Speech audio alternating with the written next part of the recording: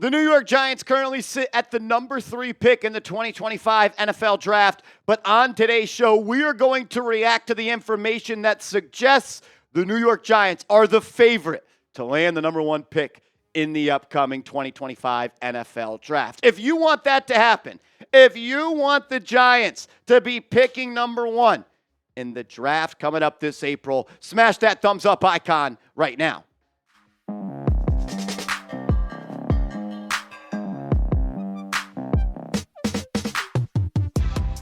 You're watching Giants Now by Chat Sports. I am your host, Marshall Green. Appreciate everybody for stopping by and tuning in to Giants Now. And look, I think it's the best news of the season for the New York Giants. Not really been a good season, as we know, and not a lot of good news has come out of it. But despite falling to the number 3 pick after this week's NFL games, ESPN and their advanced analytics still predict and give the New York Giants the best chance to land the number 1 overall selection in this year's NFL Draft. This is their write-up on how they come to that conclusion, saying every week during the season, the Football Power Index projects the draft order by simulating the remainder of the season 20,000 times. Game probabilities are based largely on the model's ratings for individual teams in addition to game locations. The order is based on the records the model believes the teams will have after 17 games and each team's average draft position in the simulation. Here are the results of those simulations. The New England Patriots, after 20,000 simulations, had the highest average draft position at 2.9. But their FPI chance to earn the number 1 overall pick is just 27.5%, compared to the New York Giants, whose average draft position was 3.1, but their chance to earn the number 1 overall pick was 31.1%. They are almost 4 percentage points higher than the second place team when it comes to the chance to earn the number 1 overall pick. ESPN also projects the Giants to have an 85.3% chance to have a top 5 pick and a 99.6% chance to have a top 10 pick.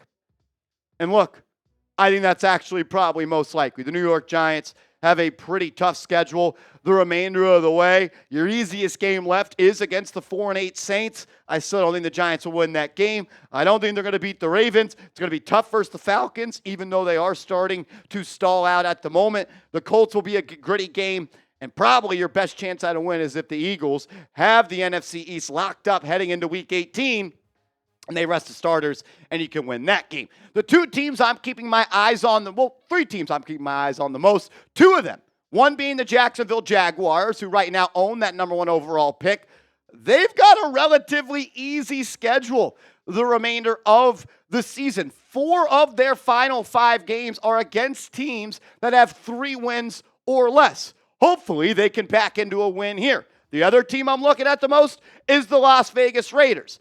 They've got some winnable games on their schedule as well. It would be awesome if the Raiders end up beating the Jags here in Week 16 and the Jags end up getting a win against one of those other 3-win or 2-win teams. So I'm looking at the Raiders, I'm looking at the Jacksonville Jaguars, and I'm looking at the New England Patriots, because I do not think the Patriots will win another game this season. 1, because they're a terrible football team, but 2, they have the toughest remaining strength of schedule of the top 8 picks at the moment in the 2025 NFL Draft. The average winning percentage of the teams they have left is .708, by far the toughest in the National Football League. Compared to the Jacksonville Jaguars, they have the easiest remaining schedule in the NFL. The Las Vegas Raiders, they have the 24th toughest remaining schedule, so very easy as well. Giants right in the middle of the pack at 13th. So I'm keeping my eyes on Jacksonville, the Las Vegas Raiders, and the New England Patriots. I honestly do feel good about the Giants landing the number 1 overall pick coming up in the 2025 NFL Draft for a lot of different reasons, but the main one being I don't see where the Giants get another win this season. Like, where is it going to come? Are you going to beat the Saints this week? Probably your best shot. Are you going to beat any of the teams we talked about? I don't think so. You couldn't even beat the Carolina Panthers at the time, and you're just not a good football team. at this moment. I don't think they're going to win another game this year. If I had to put money on it, if you told me, Marshall, you got to make a bet today of who you think is going to get the number 1 overall pick, I think it's going to be the Giants, and ESPN and their football power index and all the analytics and all the simulations they do, they agree. As ESPN is giving the Giants a 31.1% chance to earn the number 1 overall pick. I think it's going to happen. We'll keep you up to date if it does. That's why you subscribe to the channel. Shout out to y'all. I asked you guys to help me get to our goal of 61,000 subscribers here on the channel. We made up major ground, but we're still just short of our goal. I need 14 diehard Big Blue fans to smash that sub button and get free videos every day on your favorite football team. Coming up next, I'm going to go through my top 5 players on my big board at the moment. Look, it is December 3rd. A lot can change, but right now we'll go through who I have on the top 5 for Marshall's big board. That's next. First, though, I got to give a major shout out to our proud ticketing sponsor, Game Time. If you're looking to buy tickets to a Giants game, you want to go to a concert, you want to go to an NBA game, you want to go to any sort of event that sells tickets, you could probably get those tickets at Game Time, and it's guaranteed that you're going to get the best seats for the lowest prices, guaranteed. Prices of the event actually drop as they get closer on Game Time. So if you're a procrastinator like I am, this is the app for you. Look, I have used all of the ticketing apps out there. The best one is Game Time, and it's the only app that I use because I truly feel like the app is doing everything it can to make sure that I get the best deal possible. And you can ensure that happening with these 2 features turned on, all-in pricing as well as Game Time picks. You turn those on, then you're going to get the best seat for the lowest price guaranteed. And if you use that promo code ChatSports, you're going to get $20 off your first purchase where terms do apply. So download the app, create an account, use the promo code ChatSports, that's ChatSports, and get $20 off your first purchase where terms do apply. What time is it? It's Game Time. All that information is clickable down in the comments and description of today's show. All righty, let's close it out with my top 5 players on the big board at the moment. And I did this with the mindset that I was the general manager of the New York Football Giants because I do think that kind of changes the way that the draft order or your big board is set. So I'm operating as if I'm the general manager of a football team that has the needs that they do. And despite quarterback being the number 1 need for me, in my opinion, for the Giants, I don't have a quarterback number 1 on my big board. I have Mr. Do-It-All, Travis Hunter, the wide receiver and cornerback out of Colorado. I think he is the best football player in college football, and I think he's the best college football player heading into the 2024 NFL Draft. I mean, this is just ridiculous. 92 receptions, 1,152 yards, 14 touchdowns, and 4 interceptions and 11 pass breakups. We haven't seen a player like Hunter enter the NFL maybe ever. And look, for all the people that want to kick the can down the road of drafting a quarterback, there's not many players I'd be cool with doing that for outside of Travis Hunter because I think he could be special, like legit Hall of Fame talent in this league. What I would do if I draft him, I would have him play full-time cornerback and then have him be my full-time punt returner, kick returner, and then be a sub-package wide receiver. I want to use all of the skills that he has, but I think to get the most out of him as a player, he's got to be a full-time corner, playing about 35% of the offensive snaps, and I want him touching the ball every single kickoff and every single punt return. Number 1 on my big board at this moment is Travis Hunter. And I think the second best football player in this class is interior defensive lineman Mason Graham out of Michigan. This dude just has a nastiness about him, man. I love the way he plays the position. Prototypical size and frame at 6'3", 320 pounds, 45 tackles this year, 7 tackles for loss, 3.5 sacks, and 34 pressures from that interior spot on the defensive line. Making this pick, it gives you an identity of being the biggest and baddest defensive line in the National Football League with Dexter Lawrence, Brian Burns, Mason Graham, and Kayvon Thibodeau. You have an identity there. The Giants, they don't have an identity right now.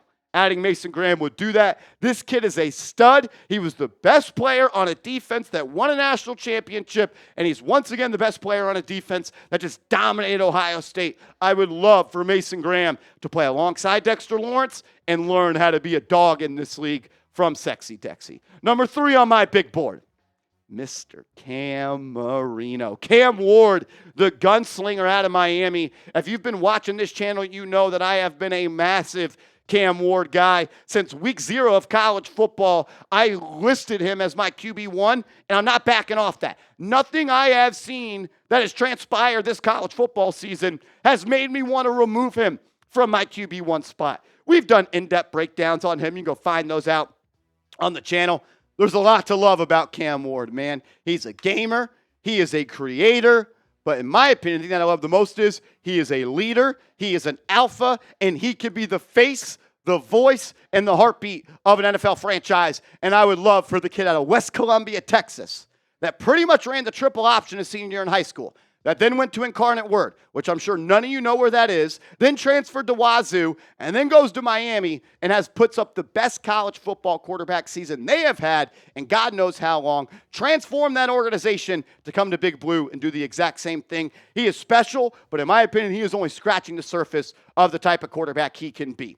I would have told you 4 weeks ago that Cam Ward is QB1 no matter what, and there's a huge gap between QB2. But as the games go on, and the weeks go on, Shedeur Sanders continues to close that door and close the gap between QB1 and QB2. I got Shedeur Sanders, number 4, on my big board right now, and he is firmly QB2. It's Ward, it's Sanders, and then it's I don't care, because I'm not taking any other quarterback in the first round. But if the Giants take Ward, I'll love it. If the Giants take Sanders, I will love it. They are two different prospects, man. If you're looking for a creator, if you're looking for a hero, if you're looking for a playmaker outside the pocket that can turn nothing into something, that's Cam Ward. If you want a quarterback that's on time, on target, elite decision-making, elite accuracy, elite ball placement, that's Shedeur Sanders. Whether you like your coffee with some cream or you like your coffee straight black, both can get the job done. And I think Ward and Sanders will do that at the next level. It's just a preference. I want the guy that can make plays out of structure because I believe a good coach can coach Cam Ward into being an on-time, on-target thrower. I'm not sure Sanders will ever be the playmaker that Ward is, but I do believe he will be a good college quarterback, and I'm very fine with him being the quarterback of this franchise. To round out my big board on today's show, I got Will Johnson, the top corner in this draft out of Michigan, holding down that number 5 spot. When I watch him play, I see a guy that's going to come from Saturdays to Sundays and be the same football player he was, just locked down one side of the field. He honestly reminds me of Patrick Surtain with legit corner size at 6'2", 202 pounds. Missed some games this year because of injuries, definitely something that I worry about, but I also think that he knows he's going top 5 no matter what. And there's no need to put your body on the line for a team. That season is essentially over. He's got 2 interceptions this year. He's got 2 pick sixes, both of those there, 3 pass breakups. He was huge and impactful on that on Michigan's team last year that won a national championship. He's a star corner, and I'm cool with adding one of those because the Giants, they don't have any of those on this roster. The Giants pick any of those players, I'm going to be extremely happy. But if they have the number 1 pick, who do you want them to select? Let me know down in the comments section. If the Giants land that number 1 overall pick, who do you want to see wearing a Giants jersey? Let me know in the chat. Make sure you are following me on social media. I'm on Twitter. I'm on IG at @MarshallGreen_. Hit me up over there. Hit that thumbs up icon on your way out. Be a real one, and let's go Big Blue.